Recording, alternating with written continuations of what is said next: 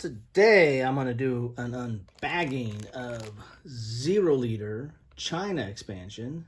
This is new campaigns, targets, aircraft, pilots, sites, and bandits for Zero Leader DVG game here.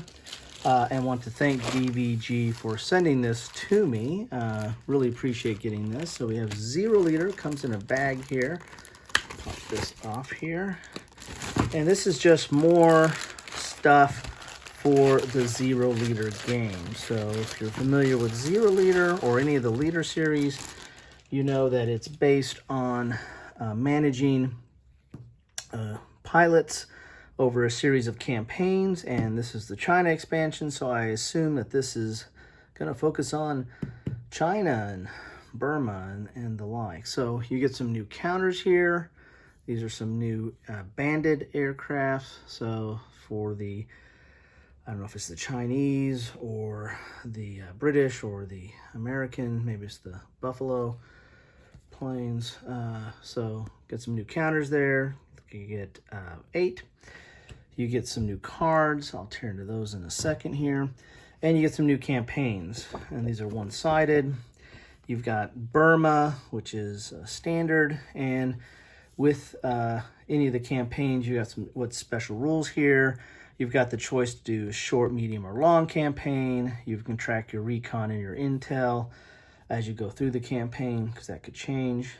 And then this tells you, what the bandit setups are, what your availability, what aircraft are available to you for your campaign, and then the different cards that go in for the campaign, the different targets and what have you. So you got Burma there, you've got Indian Ocean Raid, which is a standard.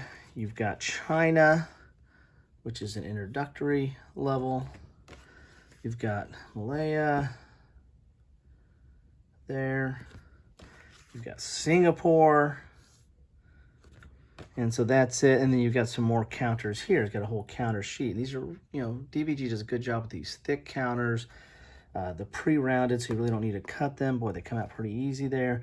So a whole lot of new bandits, and then some new aircraft for the Japanese as well. So Zero Leader is a part of the Leader series, but and it's World War II, but it takes the perspective of the Japanese. If you're familiar with Corsair Leader, that is from the perspective of the U.S. or the Allies, and you're fighting against the Japanese. This is the opposite viewpoint of that.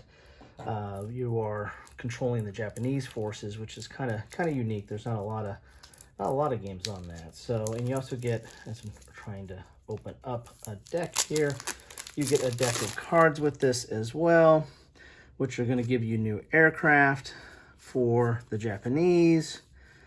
And there's multiple copies of these because you have like newbie, average, veteran for each one of those. And then, of course, they go up to legendary. So you have like 6 different levels for the pilots, and you get experience points on these missions. And it's kind of like a little bit of an RPG. You get experience points, you can level up your pilots, and they get different stats and get better as time goes on.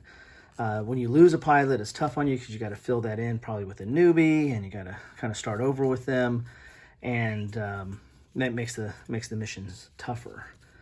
So a lot of new aircraft, and then these are the new targets here for the China campaign, or for the expansion, for any one of those different missions that we just went over there.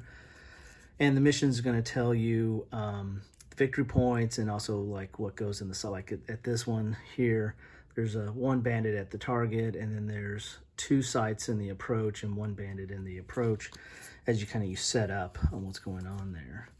So those are the target cards. So that is what you get in a bag of the China expansion. I want to thank DVG again for sending this to me.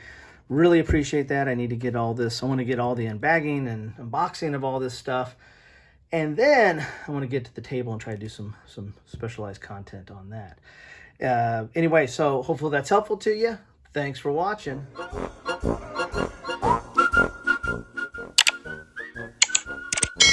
Thanks for watching.